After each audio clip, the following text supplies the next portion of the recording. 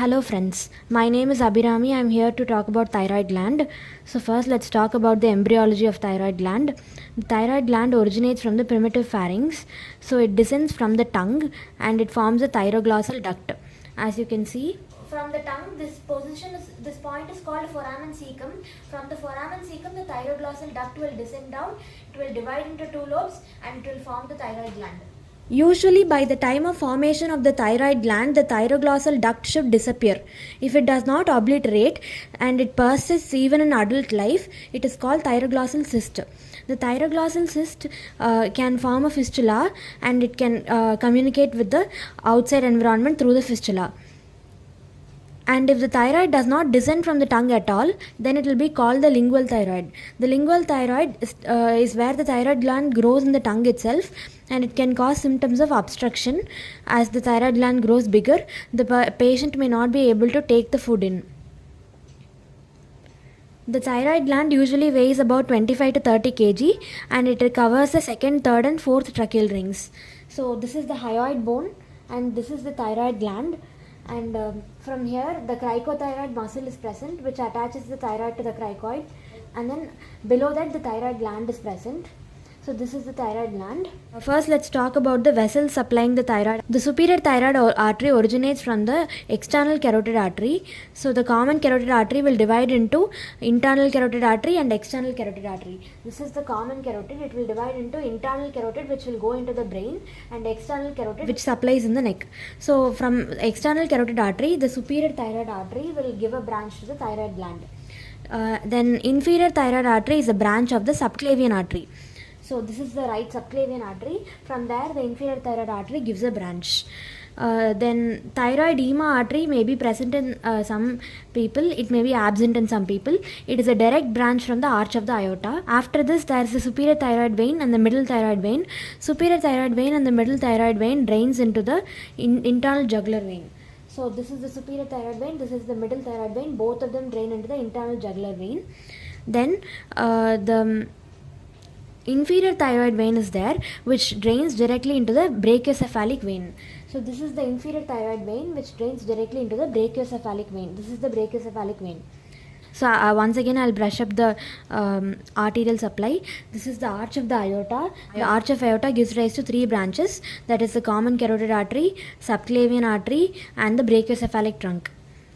The common carotid artery divides into external and internal. The external carotid artery gives rise to the superior thyroid artery, and the subclavian artery gives rise to the inferior thyroid artery. And in the veins, the superior and the middle thyroid vein will drain into the internal jugular vein, and the inferior thyroid vein will directly drain into the brachiocephalic vein. Now let's go to the nerves. So as you can see here, from your first years in anatomy, you might remember the carotid sheath, where the carotid artery will be there, internal jugular vein will be there, and the vagus nerve will be there.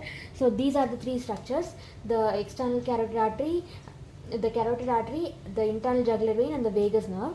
So the vagus nerve also supplies the thyroid gland. This is the vagus nerve.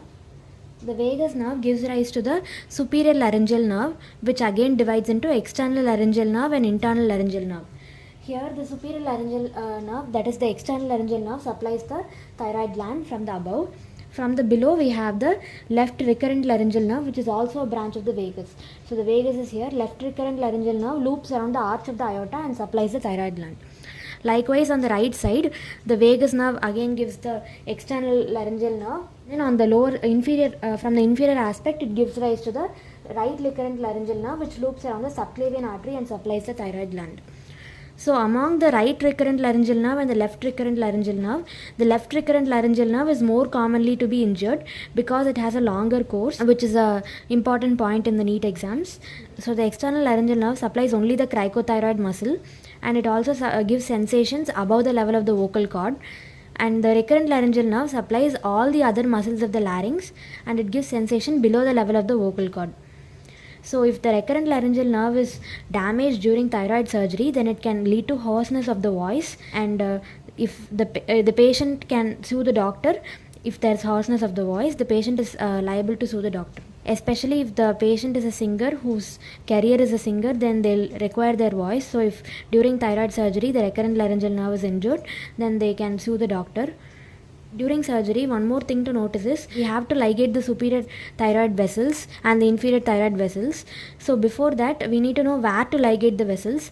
If we ligate the superior thyroid vessels away from the gland, that is over here, if we ligate the vessels over here, we will most likely damage this external laryngeal nerve also. So we need to ligate the vessels close to the gland so that the external laryngeal nerve has a lesser chance of injury. And one more point is middle thyroid vein is the only first vein to be ligated during thyroid surgery. Now let's go to the next part, that is the tubercle of Zuckerandal. Tubercle of Zuckerandal is a posterolateral projection of the thyroid gland. The tubercle of Zuckerandal is a very important landmark because behind the tubercle of Zuckerandal, the recurrent laryngeal nerve runs. So during thyroid surgery, while removing the thyroid gland, make sure to not injure the recurrent laryngeal nerve, which is below the tubercle of Zuckerandal. And then there's Berry's ligament. So thyroid gland is present over the trachea. So Berry's ligament is nothing but a condensation of the pretracheal fascia. Pretracheal fascia is the connective tissue layer over the trachea. So the pretracheal fascia condenses and it forms the Berry's ligament, which attaches the thyroid to the trachea. So that's why whenever we swallow, the thyroid gland also moves.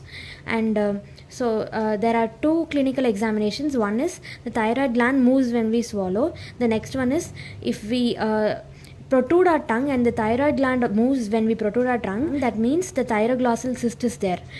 Because the connection between the tongue and the thyroid gland is the thyroglossal duct, which should usually disappear. If it doesn't disappear, thyroglossal cyst will be there and it will connect the tongue and the thyroid. So whenever the patient is asked to protrude the tongue, the thyroid gland will also move. And one clinical importance is the Berry's ligament is the site where the recurrent laryngeal nerve is most commonly injured.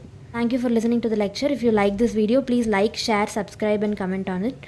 Thank you.